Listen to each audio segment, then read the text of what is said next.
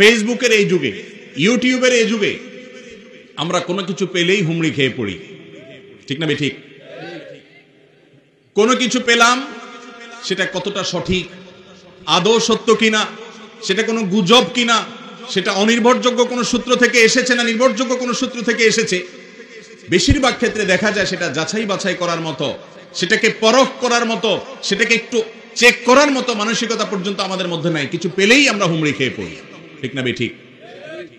একজন মানুষের নামে কোনো একটা অভিযোগ উঠলো, অভিযোগটা কতটা সত্য, আদৌ এটা সত্য নাকি ডাহা মিথ্যা?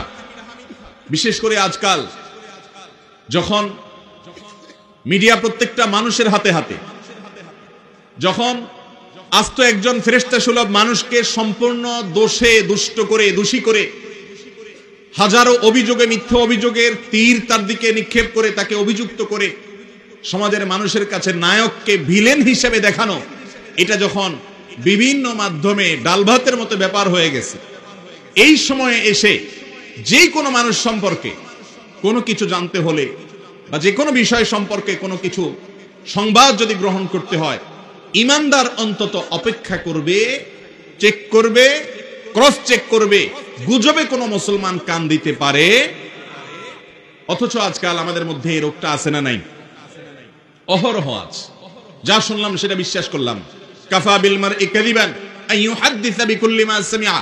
একজন মানুষ মিথ্যাবাদী হওয়ার জন্য যথেষ্ট যে সে যা শুনলো তাই মানুষের কাছে বলে দিল, সেটার চেক করা বা যাচাই করার প্রয়োজন আছে, এই যাচাই করার প্রয়োজনটা সে অনুভব করলো না। আর এই জন্য সূরা হুজুরাতে আল্লাহ রাব্বুল আলামিন এই শিক্ষাটা আমাদেরকে দিয়েছেন যে কোনো ফাসিক কোনো সংবাদ নিয়ে এলে তোমরা সেটাকে অন্যদের কাছে বলা তো দূরের কথা, বিশ্বাস করার আগে যাচাই করবে।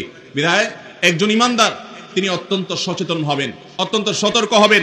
কোনো গুজবে কান দেওয়া যাবে। আপনি কোনো গুজবে যদি কান দেন, কারণ মিথ্যা সংবাদ যদি বিশ্বাস করেন, সেটাকে যদি আপনি ভালো করে চেক না করেই বিশ্বাস করে নেন, তাহলে এর ফলে আপনি গুনাহগার হবেন। কারণ একজন মানুষের চরিত্র হয়তো কালিমা দেয়া হয়েছে, আপনি বিশ্বাস করে আপনি গুনাহগার হলেন। ফেসবুকে একটা পোস্ট পেলেন, ওইটা শেয়ার দিয়ে দিলেন, ওইটার কপি পেস্ট করে দিলেন, ওইটা অন্যদের কাছে বলে বেড়াইলেন, অথচ এটা সত্য না মিথ্যা আপনি কিছুই জানেন না। ইউটিউবে কিছু পেলেন আর সেটাকে আপনি ছড়ানো শুরু করে দিলেন, আদৌ সেটা সত্য কি মিথ্যা এটা আমি জানি না।